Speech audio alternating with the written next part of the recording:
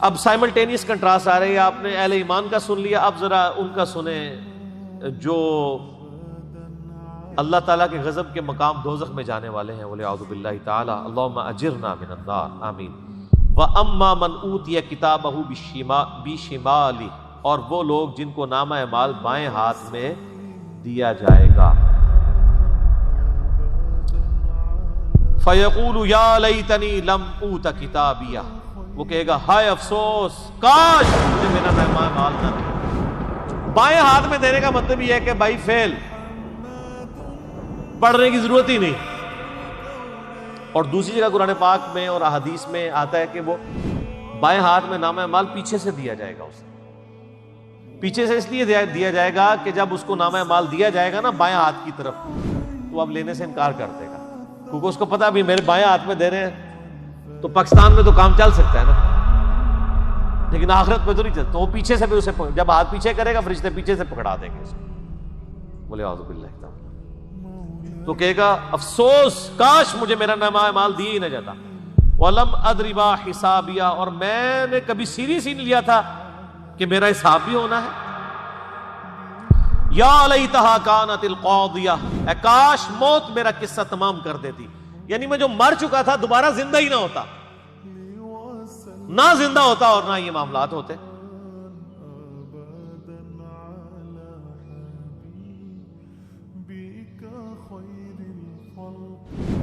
ما اغنا عنی مالیہ, آج میرے مال نے مجھے کچھ کام نہیں دیا.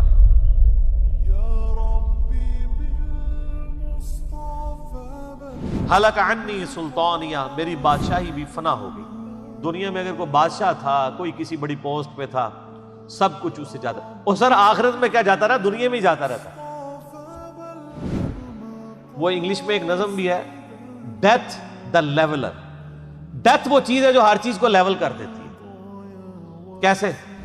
دنیا میں چاہے کوئی بادشاہ تھا, امریکہ کا پریزیڈنٹ تھا, یا وہ کسی فٹ پاتھ پہ بھیک مانگنے والا لاوارث انسان تھا, دونوں مرنے کے بعد ایک لیول پہ ہیں.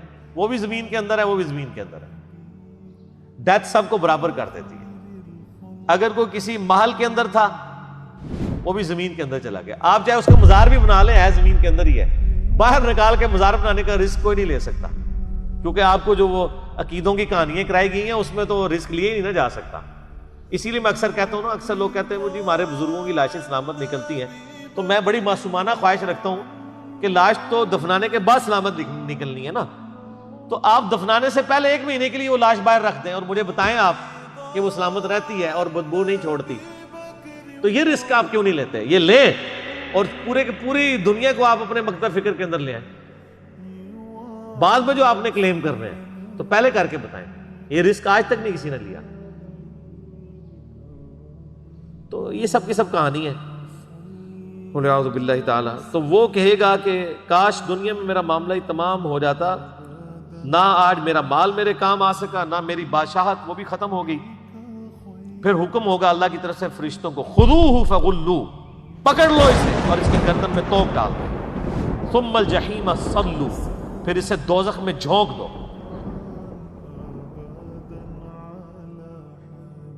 ثم فی سلسلۃ ذرعها 70 ذراعا فاسلکوہ, پھر 70 گز لمبی زنجیر میں اسے جکڑ دو.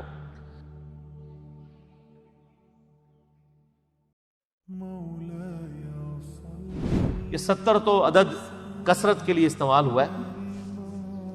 بخاری مسلم میں حدیث ہے کہ جس نے دنیا میں ایک بالشت زمین بھی کسی کی دبائی تو 7 زمینوں کا توق اس کے گلے میں لٹکا دیا جائے گا, اس ایک گناہ کی پاداش. حقوق العباد کا معاملے کتنے سٹرانگ ہیں. ایک بالشت زمین, یہاں لوگ پورے پورے پلاٹ ہڑپ کر جاتے ہیں اور بھائیوں کے مرنے کے بعد اپنے بھتیجوں کی جائیداد کے اوپر بھی قبضہ کر لیتے ہیں. تو اللہ تعالیٰ ہمارا ہے کہ ایک لمبی زنجیر سے اسے جکڑا جائے گا. انہ کان لا یؤمن باللہ العظیم, یہ بدبخت اللہ پر ایمان نہیں رکھتا تھا. اچھا اس طرح کی آیات آتی ہے نا تو مسلمان فوراً خوش ہو جاتے ہیں کہ اچھا ایڈا ڈرایا ہے اے تے کافراں دے بارے جائے, فوراً خوش ہوتے ہیں. وہ سر پورے کا پورا قرآن ہی کافروں کے بارے میں ہے, کیونکہ پہلے اولین مخاطب تو کفار ہی تھے نا. تو میں نے اس پہ بڑا ایک ڈیٹیل لیکچر دیا ہے, مسئلہ نمبر 154, قرآن پاک کی آیات کے حوالے سے کافروں کی آیات مسلمانوں کے بارے میں کوٹ کرنا, مسلمانوں کی آیات کافروں کے بارے میں کوٹ کرنا. تو اس میں ایک معصومانہ سا میرا سوال ہے کہ جو گستاخ رسول کے بارے میں اکثر آپ کو علماء کہتے ہیں نا جی, وہ جی گستاخ رسول تو حرامی ہوتا ہے, قرآن میں لکھا ہوا ہے بعد ذالک زنیم. تو وہ جو قرآن پاک میں گستاخ رسول حرامی تھا وہ مسلمان تھا یا کافر تھا؟ کافر, ولید بن مغیرہ. تو آپ آج کل کے مسلمانوں کو کیوں آپ گستاخ رسول کہتے ہیں؟ یہ تو آیات کافروں کے بارے میں نازل ہوئی ہے. پھکی.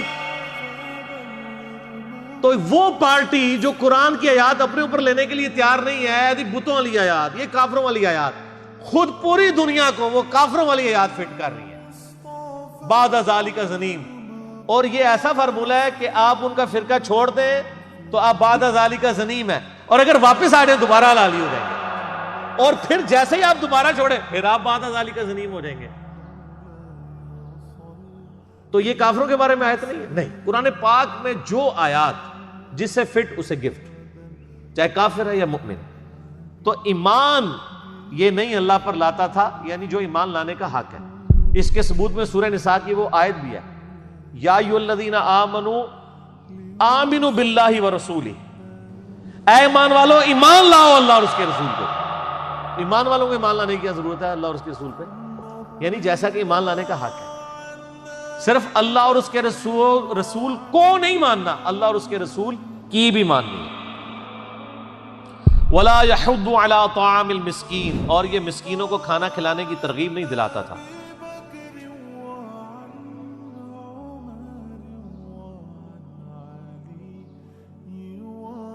فَلَيْسَ لَهُ الْيَوْمَ هَاهُنَا حَمِيمٌ, بس آج اس کا کوئی یہاں پہ دوست نہیں ہوگا.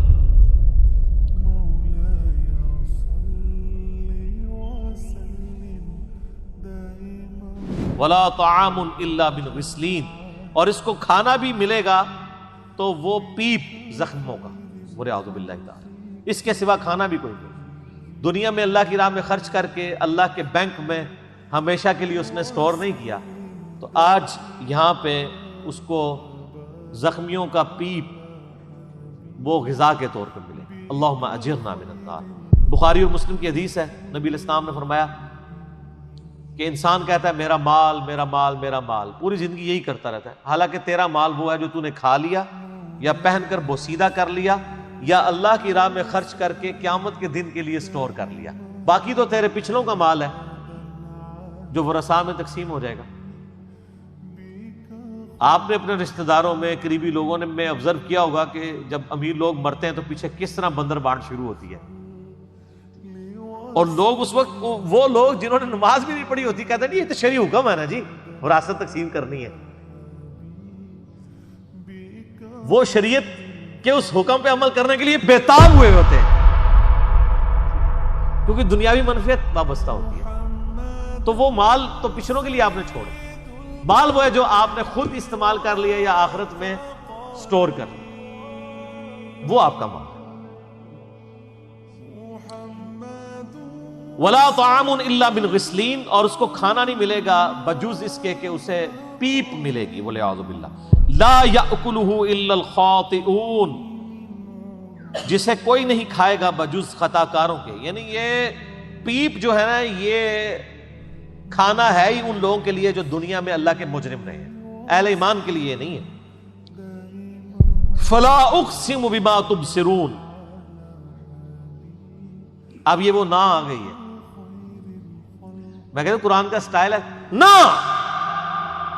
اب یہ دیکھیں اس کا لفظی ترجمہ ہے پس نہیں قسم کھاتا ہوں میں ان چیزوں کی جنہیں تم دیکھتے ہو, لیکن یہ نہ الگ سے نہیں, تم جتنے بھی فرسودہ خیالات پیش کر رہے ہو وہ سب کے سب غلط ہیں. نا اقسم بما تبصرون, مجھے قسم ان چیزوں کی جو تم دیکھ رہے ہو, وما لا تبصرون, اور وہ ان چیزوں کی بھی جو تمہیں نظر نہیں آ رہی ہیں, چاہے فزیکل ورلڈ سے تعلق رکھتی ہیں چاہے وہ روحانی دنیا سے فرشتوں کی شکل میں, عذاب قبر کی شکل میں, ان تمام کی میں قسم یاد فرماتا ہوں. انہ لقول رسول کریم، بے شک یہ جو قرآن ہے یہ ایک عزت والے رسول کا کلام ہے، یعنی نبی صلی اللہ علیہ وآلہ وسلم ہے تو کلام الہی ہے۔ آگے چل کے آ جائے گا کہ جبرائیل علیہ السلام کا کلام ہے، کیونکہ اللہ کا کلام جبرائیل علیہ السلام کے پاس آیا، جبرائیل علیہ السلام سے نبی علیہ السلام تک پہنچا تو وہ جبرائیل کا بھی کلام بنا۔ الٹیمیٹلی جو تم سن رہے ہو ہمارے نبی سے وہ ایک عزت والے رسول کا کلام ہے۔ وما ہوا بقول شاعر، یہ شاعر کا کلام نہیں ہے، اور شاعر کا تو مزاج ہی کچھ اور ہوتا ہے، یہ کلام بھی شاعرانہ نہیں ہے اور نبی علیہ السلام کا کریکٹر بھی شاعرانہ نہیں ہے۔ قلیلا ما تؤمنون، لیکن بہت کم لوگ ہی ہیں جو اس بات پہ ایمان لاتے ہیں۔ ولا بقول کاہن، یہ کسی کاہن جادوگر کا بھی کلام نہیں ہے۔ قلیلا ما تذکرون، لیکن بہت ہی کم لوگ نصیحت حاصل کرتے ہیں۔ تنزیل من رب العالمین، بلکہ یہ تو نازل ہوا ہے رب العالمین کی طرف سے۔ بچھڑ گیا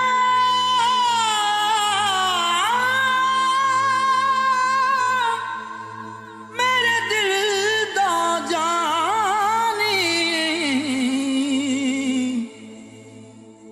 تے میں ککھاں وانگر رل گئی، پھلاں نال نازک جندڑی میری وچ کنڈیاں دے رل گئی، غم سجنا دے مار مکا